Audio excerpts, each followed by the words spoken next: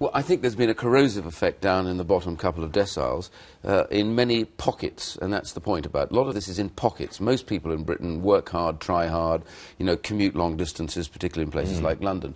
But there are pockets where you get 2 and 3 generations of families unemployed. You know, right now, a fifth of all of our households have no work, and 2 million children grow up in workless households. Which probably means they will never work either. Exactly. So what you're getting, and they will have kids, and so it goes on.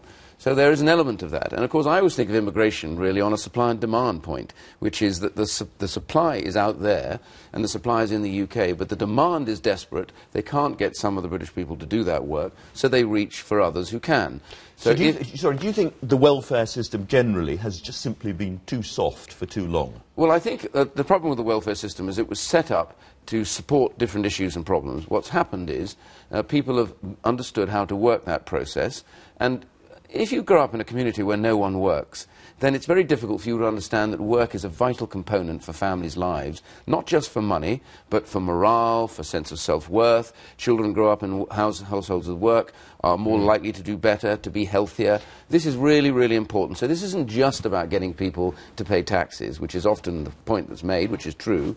It's actually about changing the condition of people's lives in Britain in pockets, in difficult areas, to get them to have a little bit of that aspiration and hope that you would have and I would have for my children. Now, we've talked about children a lot. One of the ideas being floated is that child-related benefits should be limited to just 2 children.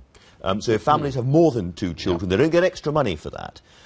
Would this be something that sort of starts now, or would it be retrospective? If a family's got 6 children and are on benefits, you're not proposing to take money away from them, are you? No, this would always, I think these kind of things would have to be done what we call the flow. In other words, as you start to apply, so if you have a large family, the next child would be considered as a 3rd child, or if you had 2, you'd have a 3rd child.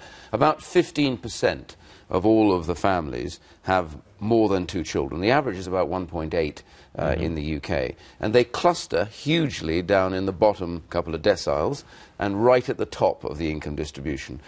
Across the broad swathe of the middle... So the very rich and the very poor have lots of children. Is and it right? Most predominantly in the very, very bottom areas. And a large, large proportion, majority, are mostly out of work. And it's not just child benefits, because if you have a larger family, then you have to have a bigger house. And if you have a bigger house, you have to have housing benefit. You know, in some parts of London, we're paying over 100,000, or were when we came in, 100,000 a year just on the rent for these large families. So it's fair. It's about fairness, ultimately, honestly, Andrew. It's fairness to say, look, those who work hard, get up in the morning, cut their cloth. In other words, we can only afford to have 1 or 2 children because we don't earn enough.